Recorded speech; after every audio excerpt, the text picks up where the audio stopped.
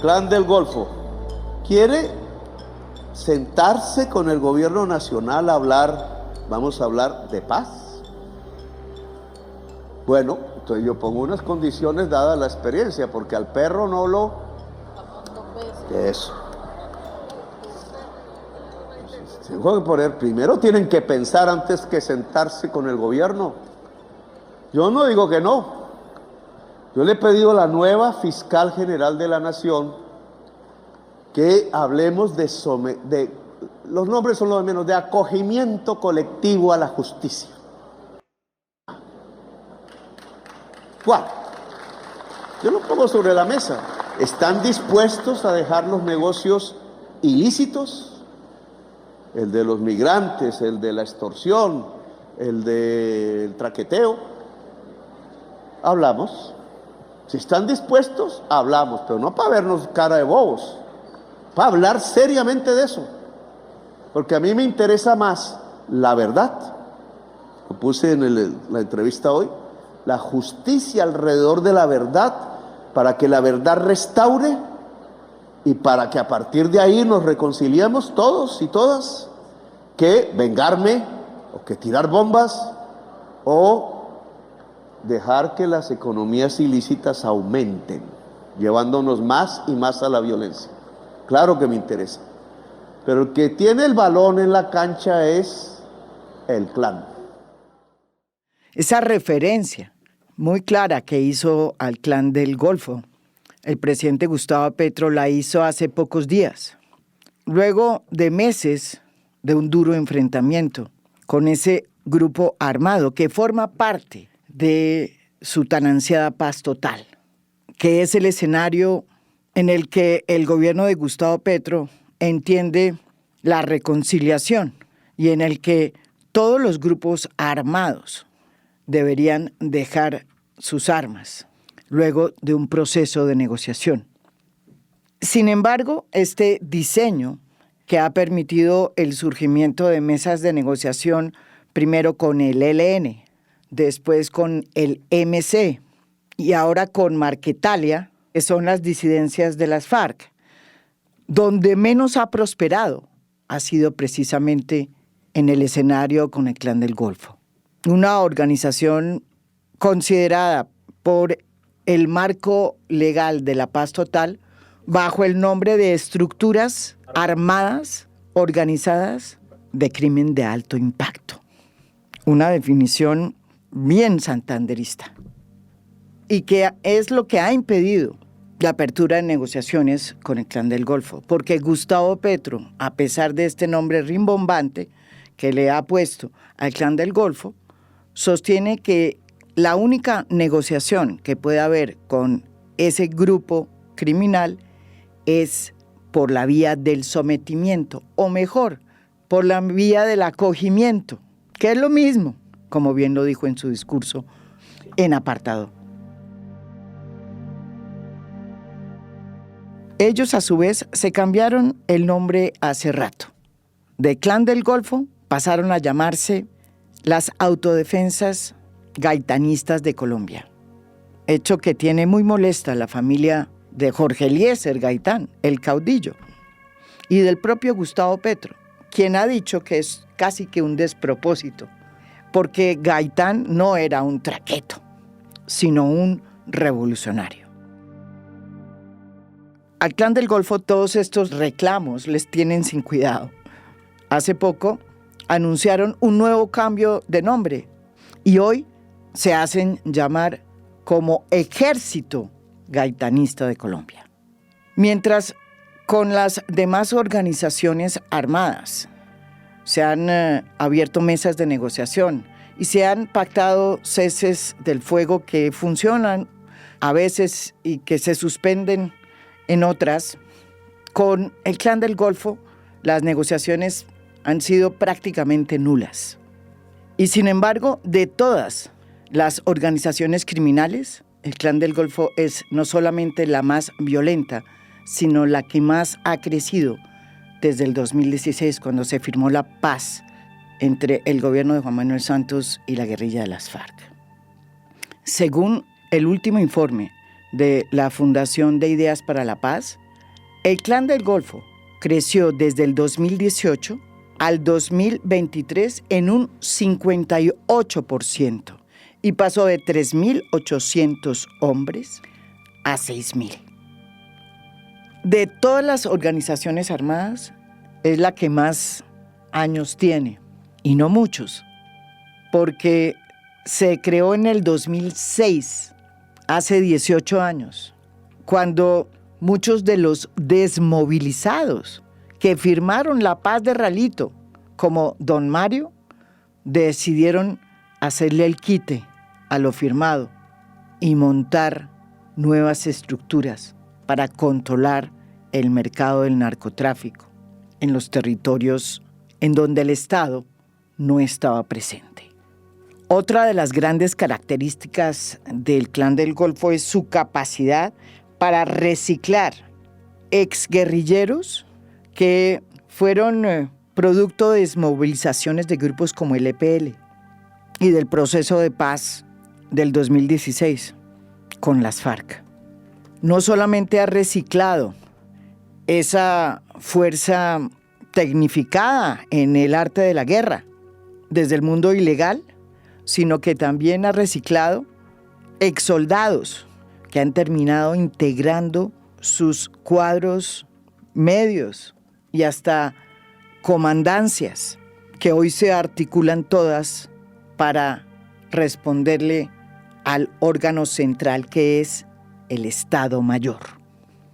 De todas las organizaciones criminales hoy que integran el universo de la paz total, la más ordenada y jerarquizada es el Clan del Golfo. Y tiene una particularidad, que a pesar de que tiene solo 18 años de existencia, tiene una capacidad para recomponer sus liderazgos a nivel de la cúpula que ha sorprendido a las fuerzas militares. En estos 18 años se han golpeado esas estructuras en varias ocasiones. Casi todos sus jefes han sido capturados y extraditados, comenzando por don Mario, quien fue capturado en el 2008 y extraditado a los Estados Unidos por narcotráfico en el 2009. Quiero seguir mi proceso, aquí en Colombia o en los Estados Unidos. Le pido mucho a mi Dios que me ayude a arreglar mi situación jurídica y que me dé la oportunidad de algún día poderles explicar a los colombianos alzados en armas que el infierno paga. Lo sucedió la familia Úsuga, quien era miembro de lo que en ese momento se conocía como Junta Directiva del Clan del Golfo y que hoy se conoce como el Estado Mayor de las AGC. Giovanni, como don Mario, venía de las canteras de las autodefensas de Colombia, de los paramilitares. Giovanni logró expandir aún más las AGC y salir de la zona de su epicentro, que era Urabá, y conquistar el norte de Colombia, la zona de Caucasia en Antioquia y el Chocó. Giovanni murió en un combate con el ejército en el 2012, abatido por las fuerzas del orden, como se dice. Hasta una finca llamada Casa Verde, ubicada en la vereda Casa Quemada de Acandí, Chocó, llegaron los comandos Jungla de la Policía Antinarcóticos. Tras media hora de enfrentamientos fue abatido Juan de Dios Úsuga David, alias Giovanni, máximo cabecilla de los urabeños, en la finca donde celebraban con un conjunto vallenato el fin de... Tras la muerte de Giovanni, asumió el liderazgo de las AGC su hermano, Otoniel, otro Úsuga, quien había entrado a la guerra por el lado de la guerrilla, del EPL, una guerrilla que se desmovilizó a comienzos de los 90. Otoniel firmó la paz, pero siguió en la guerra y se enroló casi que inmediatamente en el ejército de las nacientes AUC, que se fundarían en 1997 en Córdoba. Allí, junto con su hermano Giovanni, fueron los lugartenientes de don Mario. Un dato importante, tanto don Mario como Giovanni y como Otoniel firmaron la paz de Realito. Se desmovilizaron, pero nunca dejaron la guerra, porque montaron las AGC.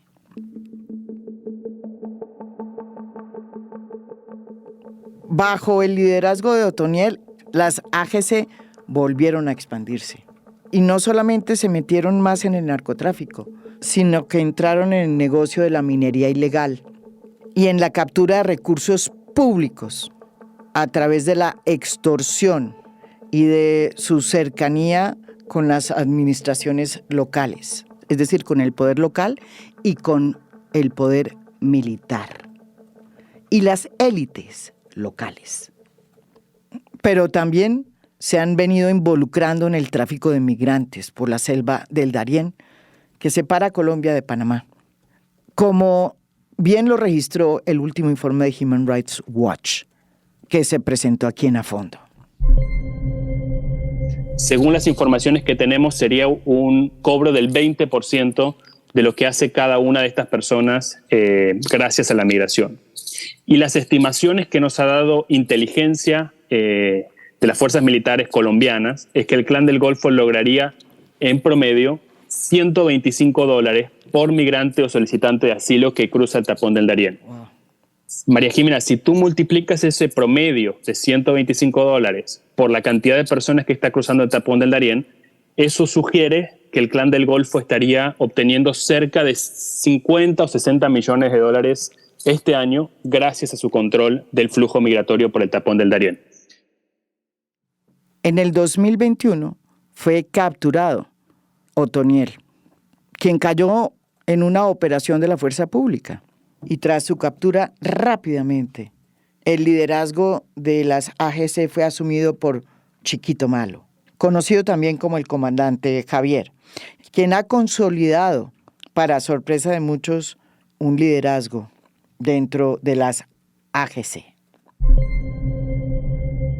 A esta hora es noticia la inclusión de alias Chiquito Malo, Giovannis de Jesús Ávila Villadiego en la lista Clinton del Departamento del Tesoro. El anuncio lo hizo el secretario de Estado. Hoy, su proceso de expansión es tan fuerte que mantiene una guerra abierta con el ELN por la disputa de su territorio y también con el MC en varias regiones. Y según varios analistas, como la que invitamos hoy, aquí en A Fondo, esa guerra la está ganando el Clan del Golfo. Elizabeth Dickinson es una analista, periodista del International Crisis Group, una ONG que se dedica a prevenir y a ayudar a la resolución de los conflictos en el mundo. Ella es una gran conocedora de Colombia, de su conflicto, porque ha recorrido el país de cabo a rabo desde el 2011. Ella decidió emprender una investigación sobre el Clan del Golfo. Duró en ella un año. Hizo con ese propósito cerca de 200 entrevistas donde tenía presencia el Clan del Golfo. Y sobre todo, pudo entrevistar a don Mario, extraditado hoy en una cárcel de los Estados Unidos. Y también habló con Otoniel, quien está en este momento pagando su condena en otra cárcel de Estados Unidos. Ella acaba de presentar su informe, cuyo título es muy diciente: La incógnita de la paz total, ¿qué hacer con los gaitanistas? Casi todas las entrevistas que hizo Elizabeth Dickinson las tuvo que hacer bajo la promesa de que no iba a revelar los nombres de los entrevistados. Tal era el temor de la gente en Montes de María, en Córdoba, en el Cesar, en el Chocó y en Antioquia. En casi todos los territorios, las personas que ella entrevistó aceptaron estar totalmente dominadas por el poder de las AGC o EGC. Y fue evidente la manera como la vida de una cantidad de colombianos en este momento está en manos de esta organización criminal. Y que quienes más están en peligro son precisamente los liderazgos sociales, muchos de los cuales hablaron con Elizabeth y le confesaron a ella que para poder sobrevivir han tenido que bajar la cabeza para que no los maten. Muchas personas ya no identifican de quién es la ley y quién no, sino quién la impone. Sí. Entonces acuden pues, a personas que no hacen parte de la ley ni hacen parte de miembros del Estado. Ya, de acuerdo. Exacto. ¿Por qué? Porque ellos pues ejercen un control en la población. Entonces hay también personas que se sienten más seguros con ese tipo de personas en la región o en cierto punto. Una de las cosas que se entienden claramente cuando uno estudia y lee el informe de International Crisis Group sobre el Clan del Golfo es que esta organización criminal es producto de 3 décadas de guerra y que por eso sus combatientes provienen de diversos grupos armados que ya están desaparecidos. Como lo explica muy bien Elizabeth Dickinson, el Clan del Golfo se ha nutrido de antiguos combatientes de las guerrillas marxistas, de antiguos combatientes de las autodefensas de Castaño, que venían del narcotráfico, porque pues nacieron de la mano del cartel de Cali y del cartel de Medellín. A eso se le suma la presencia de exsoldados, personal calificado que pues aprendió las técnicas de la guerra en la fuerza pública. Eso es un grupo armado que ha aprendido todas las lecturas del conflicto. Ha recopilado todas las lecciones de diferentes partes de sectores del conflicto para hoy mandar con una mano mucho más dura.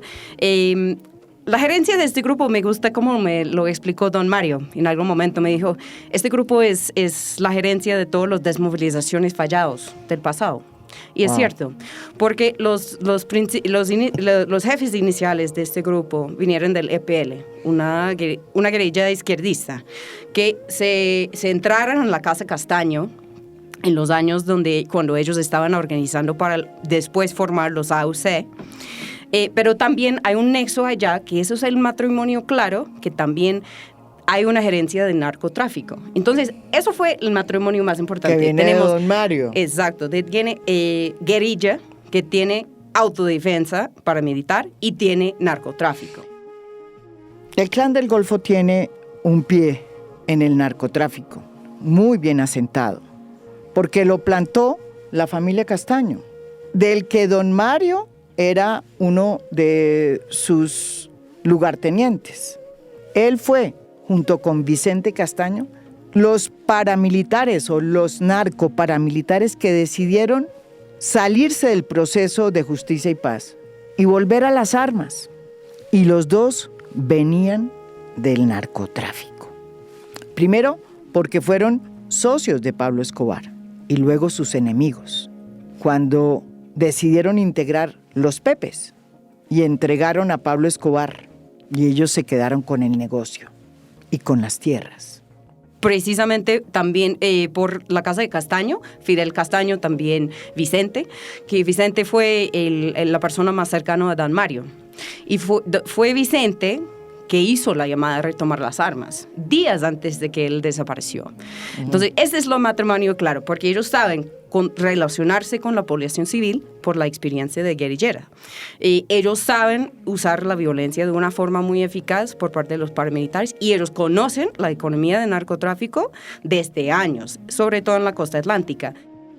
Para entender ese matrimonio, habría que hablar de don Mario, este ex jefe paramilitar que terminó extraditado y con el que Elizabeth Dickinson pudo hablar para poder hacer este informe que hoy estamos presentando aquí en A Fondo. Pues don Mario fue una persona de confianza de Vicente Castaño.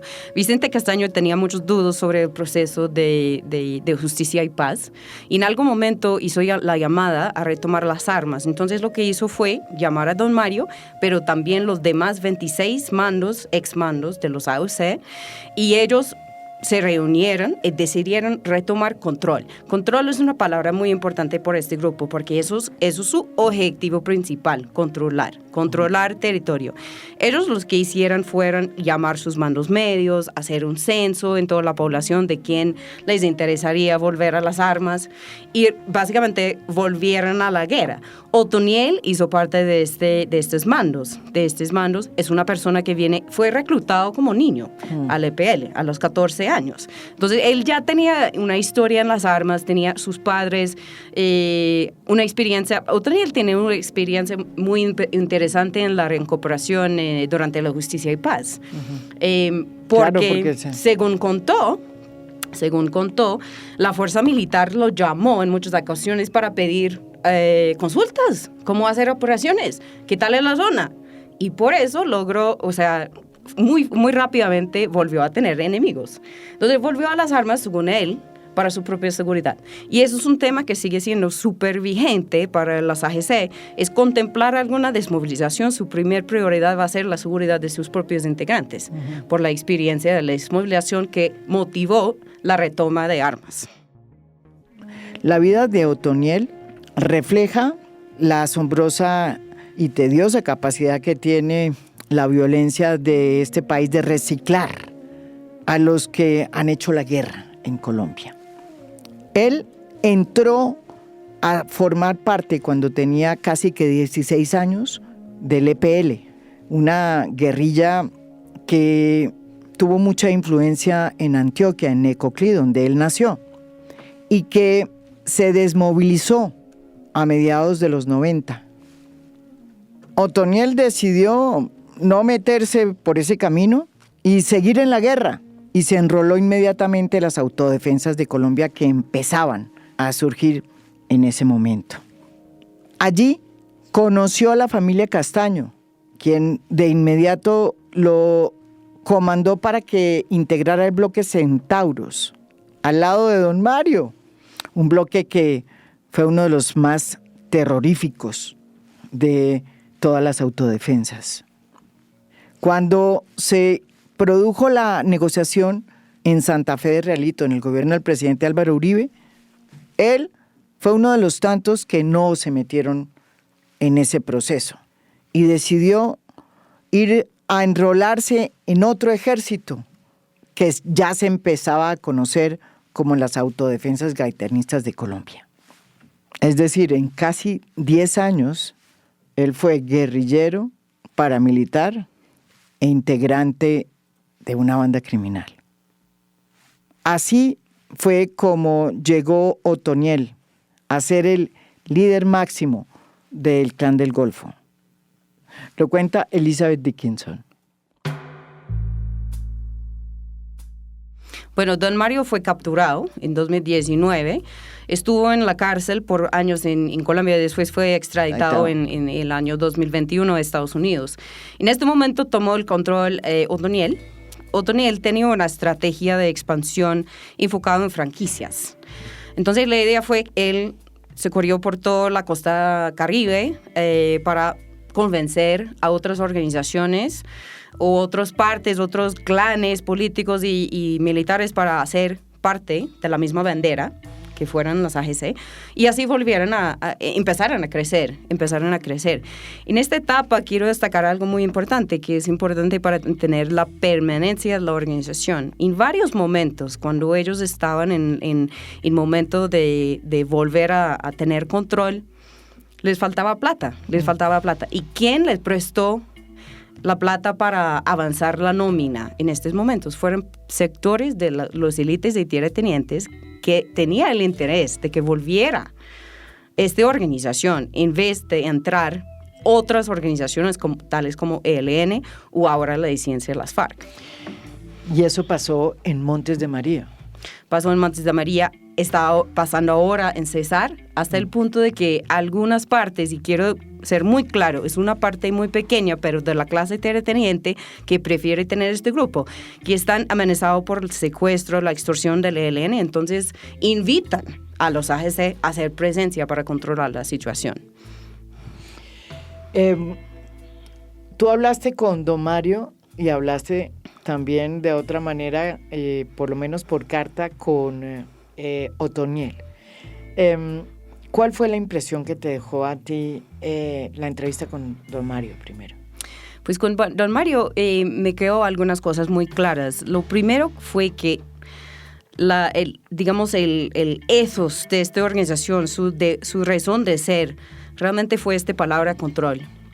Porque por medio de control ellos logran no solo controlar territorio y la población, sino también todas las economías que hacen parte de la región. Y esa es la forma en la cual entendemos sus economías ilícitas. Más que enfocar en cualquier mercado, lo que ellos tienen es la especialización de monetizar el control territorial, para que ellos son los dueños, son ellos el DIAN en su territorio. Cargan impuestos, vacunas a todo lado y así arman no solo sus rentas, pero también un control. Por don Mario también me dijo algo que me pareció súper interesante. Yo en algún momento lo pregunté por la violencia. Cómo fue las normas de utilizar violencia. Me dijo, pues mira, si estamos muy honestos, yo creo que mi generación tiene que admitir que los de hoy son menos violentos que lo que estuvimos nosotros.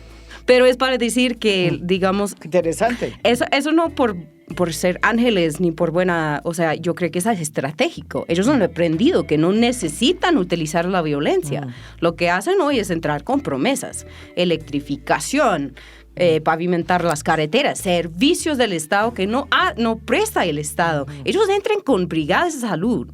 Llevan en sus maletas pruebas rápidas de dengue en las regiones más afectadas, algo que nunca ha hecho el Estado.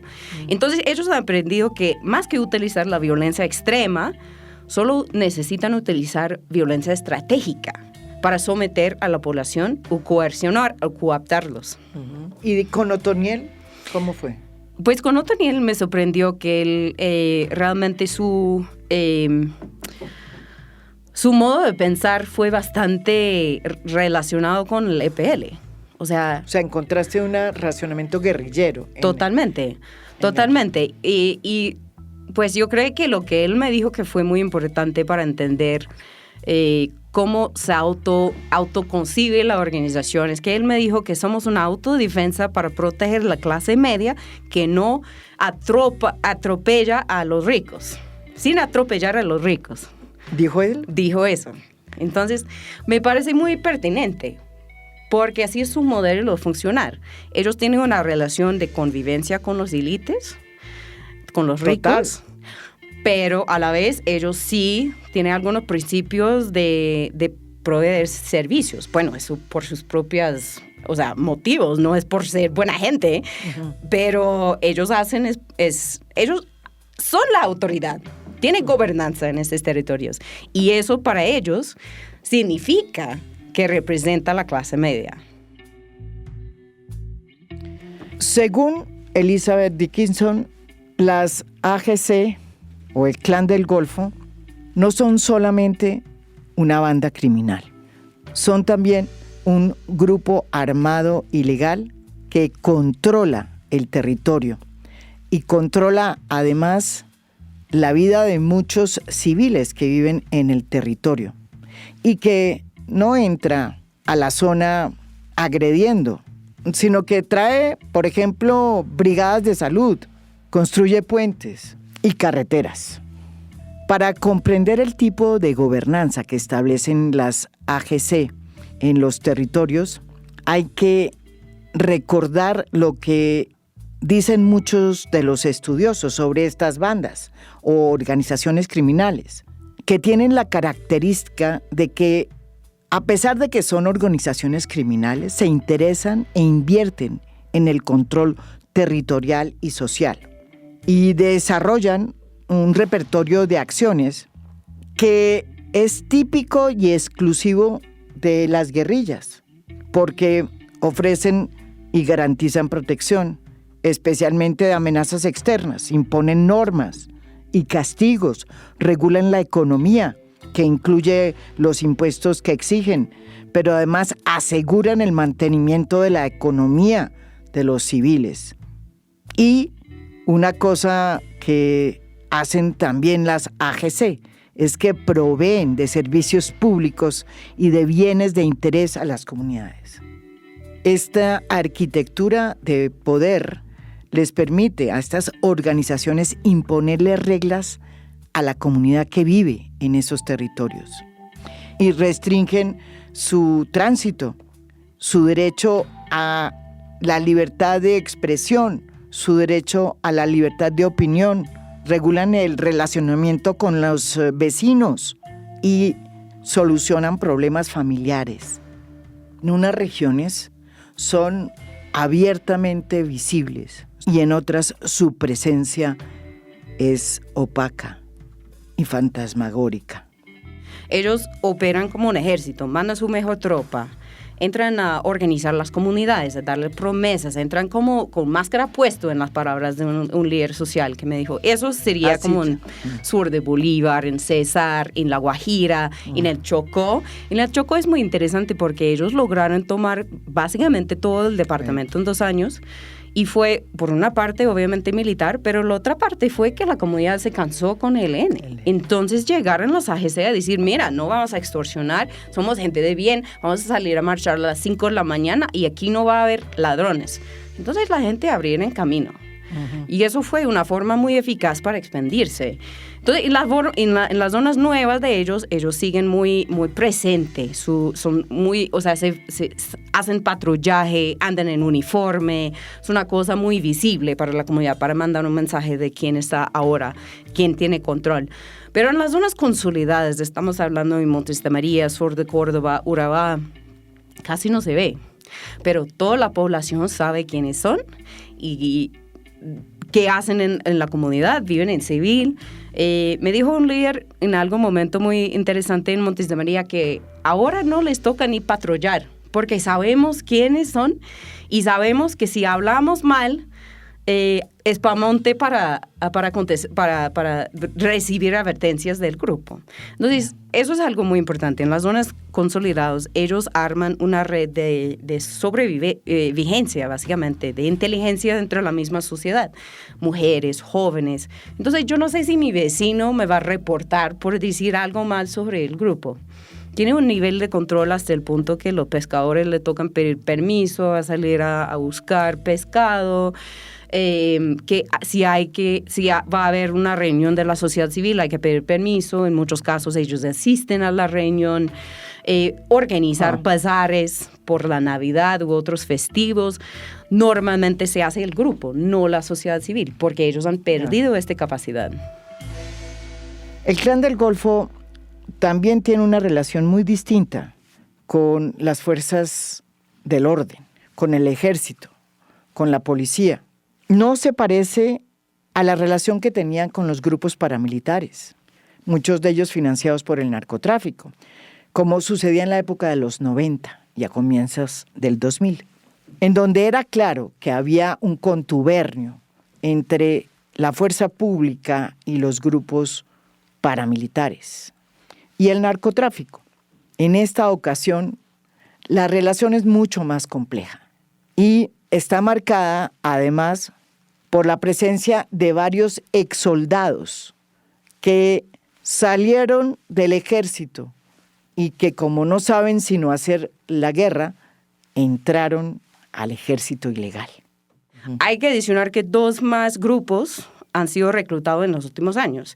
¿Cuál? Ellos recluten es para talento humano, por decirlo así.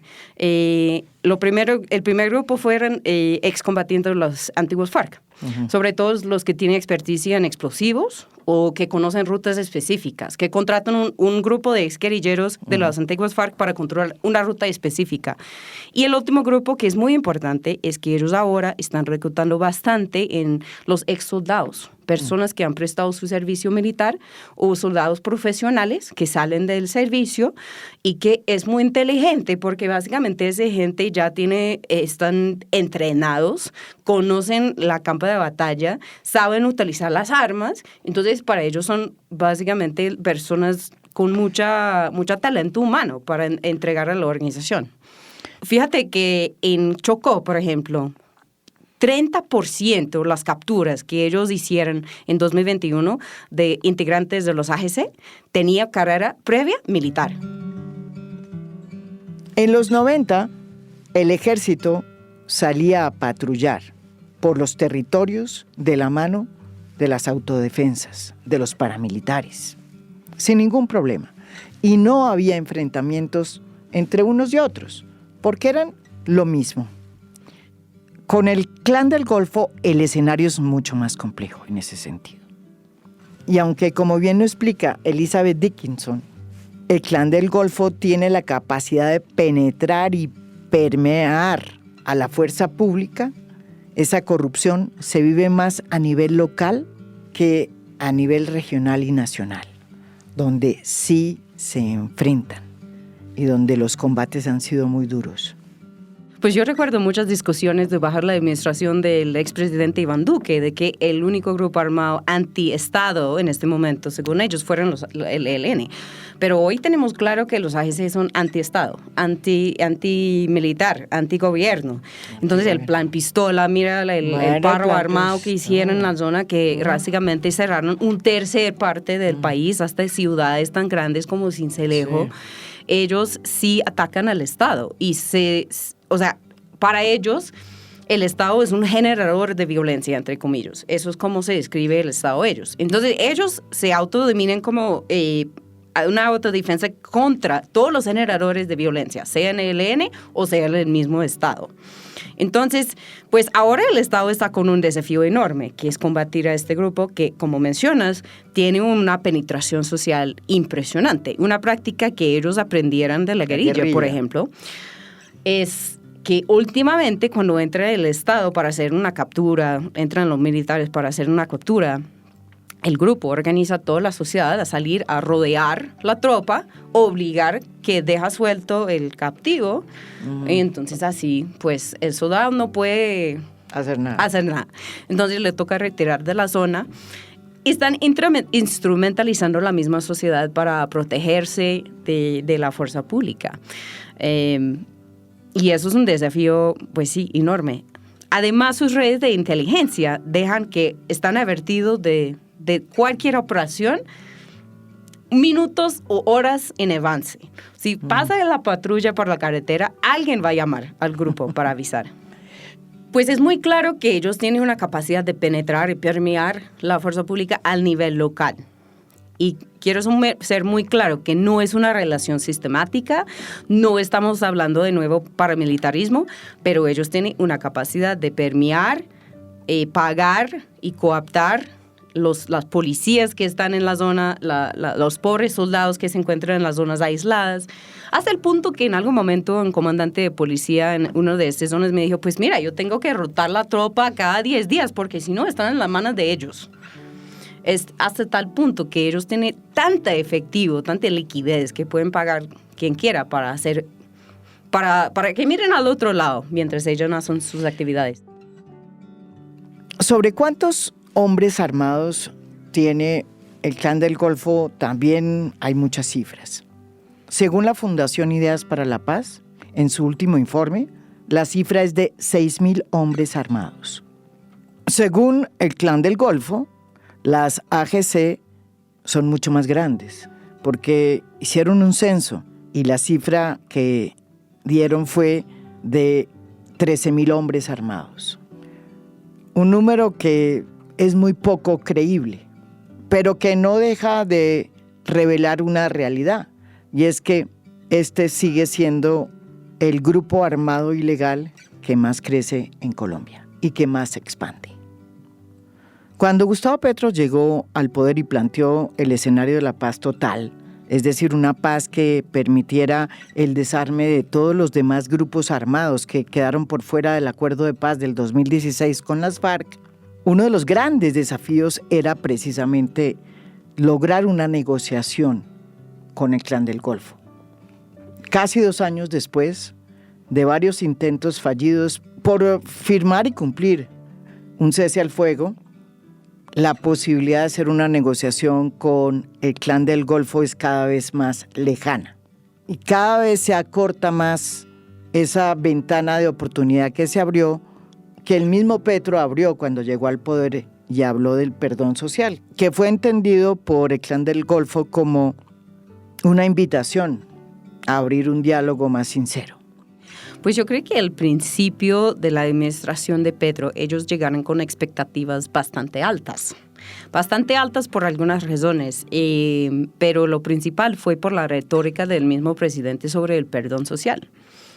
Ellos pensaban que eso fue un mensaje para ellos, que se puede hacer una justicia transicional. Y después cuando pues se posicionó el alto comisionado para la paz, Danilo Rueda, el mensaje que él dio a todos los grupos fue que bajar la violencia y básicamente se puede seguir existiendo. Entonces, eso fue la idea que ellos al principio tenían de la paz total, que se puede tener control, presencia, lo mismo, pero bajar los niveles de violencia. En las palabras de una persona cercana a ellos me dijo, pues mira, el gobierno tiene que entender que no, las economías ilícitas van a seguir, pero sí lo que puede haber es una mutación para que sean menos violentas. Yo creo que eso es su imagen, digamos, ideal de la paz total. Es seguir con el control, pero en una forma legítima, por decirlo así. Obviamente eso no es posible, eso no es ninguna negociación y yo creo que se han aterrizado un poquito en los últimos meses de que eso no se puede hacer. Entonces tenemos que estar muy claros. Primero, no podemos negociar narcotráfico con ellos, porque no hay nada que se pueda ofrecer el gobierno que es mejor que lo que tienen ahora. En lo económico, no hay nada para negociar. Eso es un asunto de orden público, de la fuerza pública, de combatir esas economías que francamente van a seguir existiendo si son las AGC o son otros grupos. Sí. Punto. Pero yo creo que lo que sí se puede negociar es primero la violencia. ¿Cuáles son los incentivos para ellos de sentarse en la mesa? Yo creo que hay dos. Primero es el ego. El ego, la legitimidad. Ellos no entienden, no les cabe en la cabeza, porque ellos tienen una historia de más que 15 años, tienen todas las formas de operación y control y gobernanza que tienen los demás grupos, pero ellos no están considerados para sentarse en la mesa. Eso para ellos es muy curioso y de verdad quieren sentarse para sentirse legítimos en los ojos digamos, del país, de que son un actor en el conflicto. Claro. Que hacen parte del conflicto y eso no se puede negar. Lo que ellos buscan, yo creo que es una fórmula parecida, francamente, a Justicia y Paz, que es un intercambio de confesiones, verdad, por penas reducidas. Eso es una fórmula que, y eso lo hemos visto, que a algunos mandos sí les interesa esta idea. Sí les interesa. En este momento hay en el Congreso una reforma a la Ley de Justicia y Paz, que tiene como objeto ponerle fin a el proceso de justicia y paz que quedó indefinido y que pues tiene por eso en ascuas a muchos de los comparecientes o a casi todos los comparecientes. Para Elizabeth Dickinson, este es un proyecto que les podría interesar al Clan del Golfo, si se llegara a aprobar. Pues yo creo que les interesa sobre todo porque los que tienen en la fiscalía unas cargas muy largas, ellos saben que su fin es o estar capturado o muerto en combate o pasar toda la vida en el cárcel. Entonces, en este punto de la vida les interesa tal vez abrir unas verdades en cambio de seguir viviendo. Al otro lado, yo creo que hay muchos jóvenes de los 18 años hasta 24, póngale, que entraran sin entender realmente de qué se trataba, entraran con la propuesta de ganar salario, tener una vida, sacarse adelante, tener poder en la misma comunidad, encontraran otra realidad, pero ya no hay salida. Entonces yo sí creo que hay una parte que se puede sacar de la tropa por este lado. Obviamente hay que pensar en los mandos medios, hay que tener muy claro de que habrá una disidencia de este grupo que va a continuar en el narcotráfico y otras economías ilícitas, hay que tenerlo claro. Pero yo creo que lo que he escuchado directamente del grupo y también de Otoniel, de don Mario, es que lo que les interesa es un proceso mucho más estructurada que lo que hubo en Justicia y Paz en cuanto a la reincorporación. Ya. La seguridad para excombatientes, proyectos económicos, una reintegración en la vida civil. Y entonces sí, se puede armar una propuesta y yo creo que les interesa al menos a una parte de esa organización. Hoy el Clan del Golfo tiene un nuevo líder. Se llama Chiquito Malo. Él es un exmiembro de la SAUC que decidió no formar parte del grupo de paramilitares que hicieron la paz en la época de Álvaro Uribe y decidió inmediatamente integrar otro ejército privado, las AGC.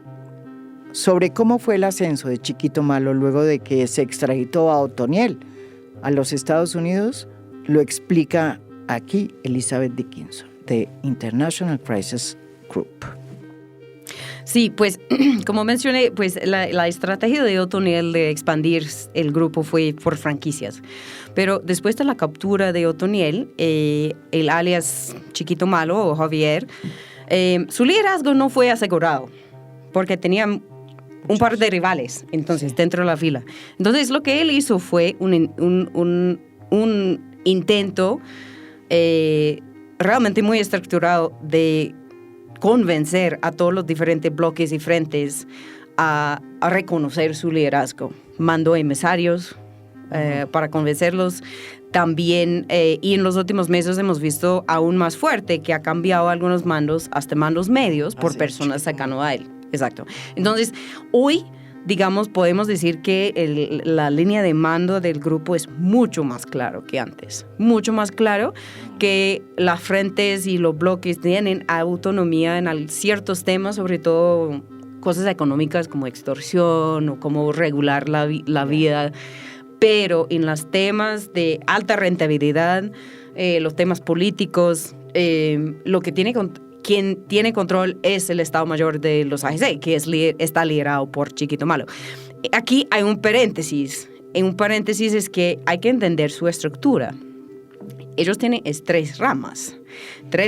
Y en cada estructura, desde los escuadrones más chiquitos de 10 personas hasta los bloques, hasta el Estado Mayor, tiene 3 ramas. Son los armados, pero también lo económico y lo político. Y reclutan por todas esas 3 ramas, pagan a todas esas 3 ramas, y cada vereda, cuando uno visita una vereda donde ellos tienen control, toda la población sabe quién es el jefe económico, quién es el jefe político y quién es el jefe armado. Entonces, eso es un alcance mucho mayor, no solo armado, eso es un ejército, pero mucho más allá de eso. Eso es un grupo armado, pero no solo eso es un grupo que tiene control, gobernanza. Entonces, el muerto de Siopas fue una parte de la consolidación del liderazgo de Chiquito Malo, y eso se nota por la forma en la que lo mataron. O sea, el cuerpo totalmente mutilado y dejado en una carretera pública por días. Para mostrar, mandar un mensaje. Entonces, ese tipo de violencia simbólica, también con sus estructuras económicas, políticas y armadas, les hace una estructura bastante fuerte en todas las regiones. Entonces, por ejemplo, en los jefes económicos, que sí tienen autonomía al cierto punto al nivel local, pero es obvio que ellos están reportando las rentas al Estado Mayor. Entonces, en temas de narcotráfico, por ejemplo, les toca mandar una parte de las rentas al Estado Mayor. Una forma de compartir los ingresos, que fue un modelo que desarrollado realmente por don Mario en los AUC, en los bloques centenarios, que mandar 50% de las rentas desde lo local hacia el Estado Mayor para poder mantener la estructura. En los 90, volviendo a hacer historia, la alianza que se forjó era una alianza entre el narcotráfico, el ejército, entre el narcotráfico, la fuerza pública y los grandes señores de la tierra, que financiaron un ejército privado que se convirtió después en las famosas autodefensas de Colombia. Hoy el gran interrogante es cuál es el papel que están jugando los grandes señores de la tierra, si es que están jugando un papel o no en esta nueva recomposición de la guerra que se recicla tanto en Colombia. Pues yo creo que es una alerta temprana muy grave para el Estado, porque lo que significa es que ellos confían más en las AGC para proveer seguridad que el mismo Estado. ¿Y eso lo estás viendo tú en zonas como el Cesar? Sí, exactamente. En las zonas donde ellos están entrando, tienen una relación, unas redes fijas, digamos, con la parte económica, para asegurar que ellos están seguros. Ellos prestan servicios, eso es algo muy importante, ellos prestan servicios a grandes negocios, por ejemplo, grandes negocios de aceite palma, de grandes extensiones de ganadería, ellos prestan el servicio de seguridad y entonces la gente paga por eso. Es lo mismo que hacen para el narcotráfico, por decirlo así. O sea, ellos prestan servicios de seguridad para el tráfico de drogas. Hacen lo mismo para los tierratenientes, hacen lo mismo para los grandes mineros por un impuesto que paga la mina y en algunos casos multinacionales. O sea, minas que tienen licencia, que son legales, les toca pagar al grupo por servicios de seguridad para asegurar su operación. Uh-huh. Y en el caso de los terratenientes, ¿tú ves eso en el Cesar y en qué otras partes? ¿Córdoba? En Córdoba es muy pronunciado, su relación con los élites es bastante histórica, además, y familiar, en Urabá. Y yo creo que lo que ellos quieren lograr es crear estas mismas relaciones en nuevas zonas. Por ejemplo, ellos están entrando en La Guajira. Hay que prestar atención a La Guajira porque ellos quieren tomar la frontera con Venezuela del ELN y van a utilizar todas sus herramientas en la caja para lograrlo, convencer a las comunidades, acercarse a los tierratenientes, armar todo el programa de entrada. Gustavo Petro ha dicho que su estrategia de seguridad está regida por dos cambios que se han registrado en los últimos años en Colombia. El primero es que se acabó la lucha armada en este país. Tras el acuerdo de paz que se hizo con las FARC, y que el gran desafío de hoy es la violencia que genera las bandas criminales, las organizaciones que se dedican a la extracción ilegal, al narcotráfico y a las economías ilegales, y que ejercen un poder local que está impidiendo que la población civil que vive en esos territorios pueda moverse libremente, pueda pensar libremente y pueda tener sus negocios libremente. Hoy las AGC no solamente tienen una relación con el poder militar local, sino que tienen una injerencia muy alta en la definición de políticas públicas y en proyectos que las alcaldías locales desarrollan. En el caso de las estructuras más orgánicas de las AGC, hay integrantes de las alcaldías que son citados a reuniones en las que incluso se discute la disposición presupuestal de los municipios. Así lo han señalado exintegrantes de la organización, quienes describen la convocatoria y realización de reuniones con funcionarios de alcaldías en zonas como Urabá. Y en este sentido estoy de acuerdo con el diagnóstico de Gustavo Petro. Yo creo que hay que profundizarlo un poco más, en el sentido de que ellos han aprendido por muchos años de que la forma para controlar territorio, que es lo que necesita para ganar las rentas de narcotráfico, de minería, de extorsión, de ganadería, la forma más eficaz para controlar territorio no es enfrentar al Estado, es al ejército, no es buscar combates, es controlar la población civil, someterlos.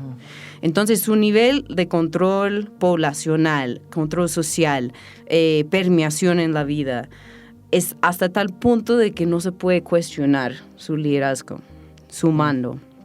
En algún momento me dijo una persona, una residente de estas zonas, pues aquí no podemos negar que ellos hacen parte de la sociedad, porque no podemos negar que ellos son quien manda y son nuestros propios primos, tíos, hermanos, hacen parte de ellos, de nosotros. Entonces es un poco más complejo que bandas criminales, porque tienen un tejido social, tiene un tejido social.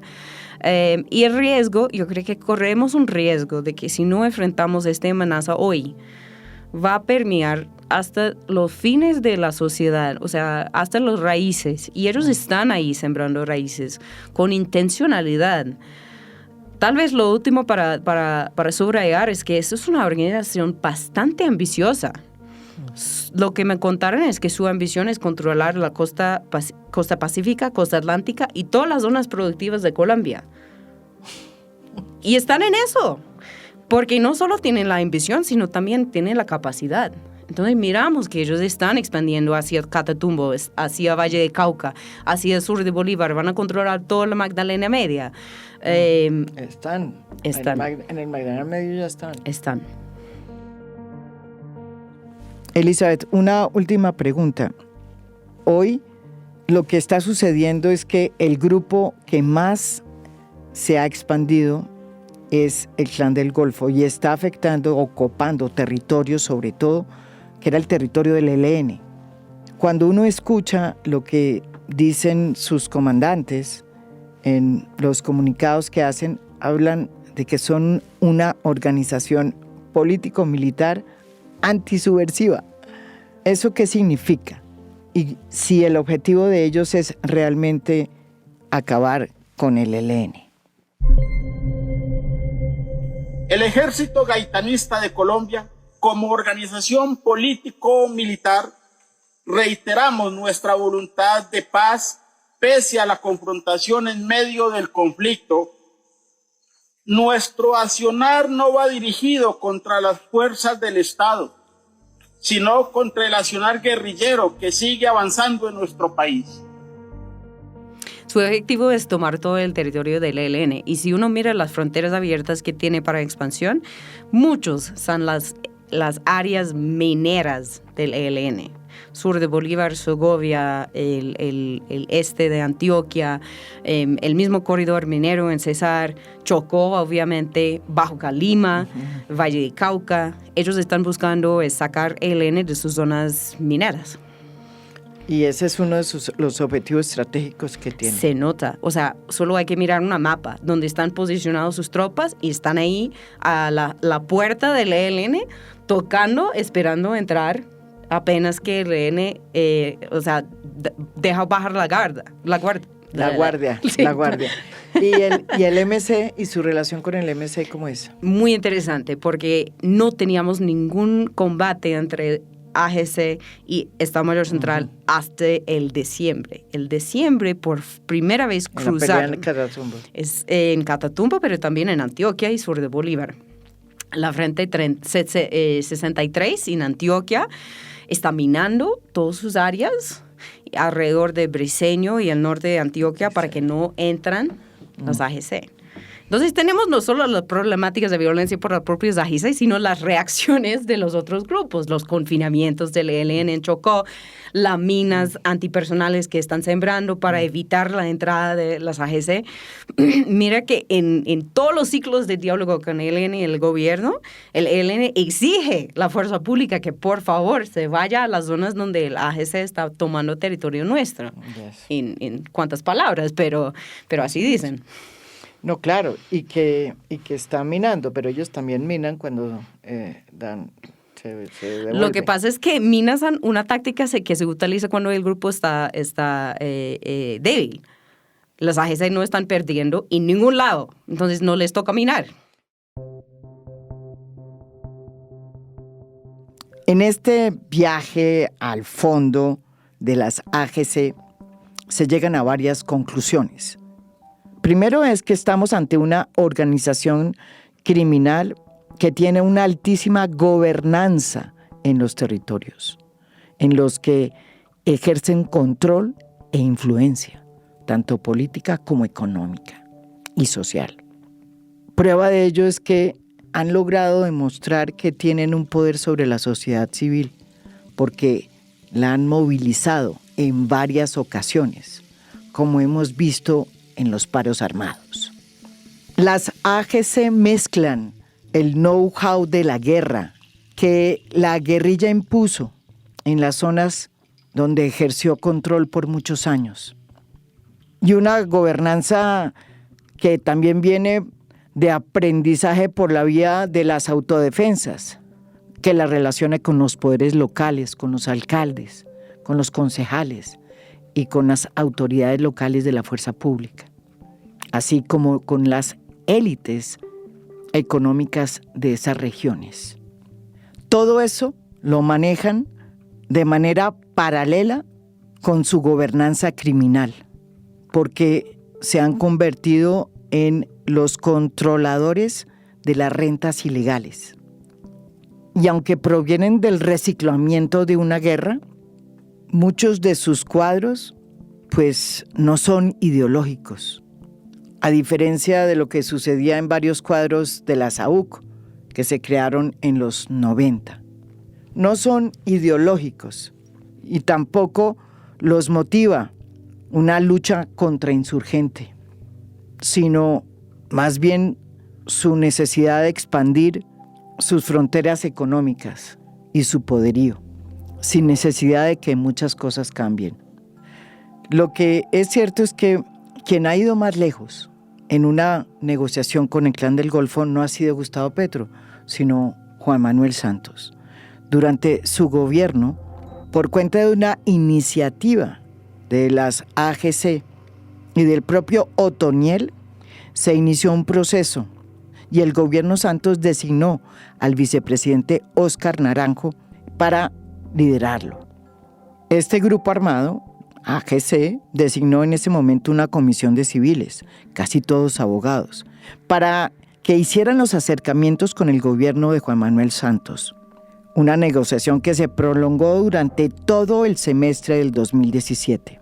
Esta comisión mantenía línea directa con Otoniel y desde el comienzo se pidió un marco jurídico especial que posibilitara el sometimiento colectivo de la organización, no sometimientos individuales, como estaba contemplado hasta ese momento en la ley. El proceso llegó a estar tan avanzado que la Iglesia Católica destinó un antiguo seminario para que allí se concentraran los primeros grupos durante la desmovilización. En ese momento se hablaba de 5.000 efectivos armados en todo el país que serían inmediatamente desmovilizados. El 5 de septiembre del 2017, un día antes de la llegada del Papa Francisco a Colombia, Otoniel apareció desde las selvas en público en un video saludando al jerarca y allí declaraba que su organización quería ser parte del fin del conflicto para llegar al desarme total de todos los grupos armados del país. Respetado Santo Padre Francisco, me presento ante usted, soy Dairo Antonio Uso Garaví, comandante general de las Autodefensas Gaitanistas de Colombia. Soy un colombiano más que añora la paz de mi patria querida. Soy un campesino que me ha visto obligado durante más de 30 años de empuñar las armas. Estoy convencido que la única salida para el conflicto es el diálogo. Por eso le pido humildemente sus oraciones para que este objetivo sea una realidad. Su santidad, somos hombres de Dios, respetuosos de la ley divina, con deseos intensos de retomar una vida normal al lado de nuestras familias, viendo crecer nuestros hijos, dando todo nuestro amor y empeño para que sean los mejores seres humanos.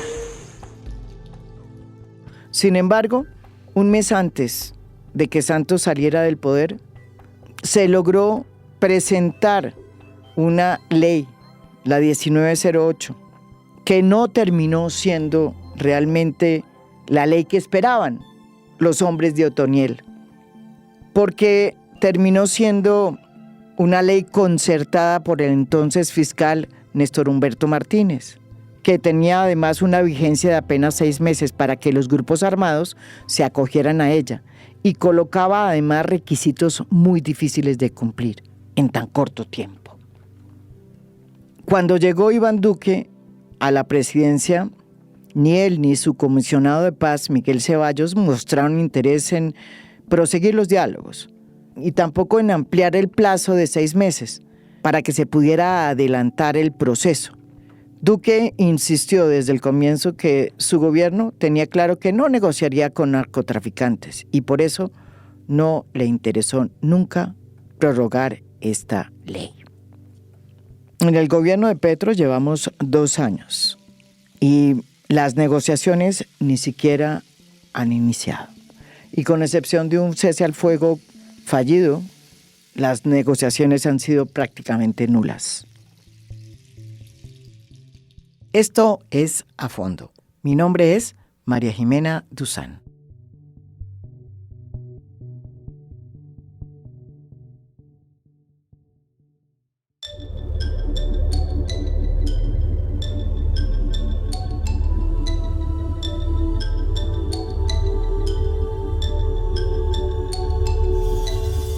A Fondo es un podcast producido por Mafialand.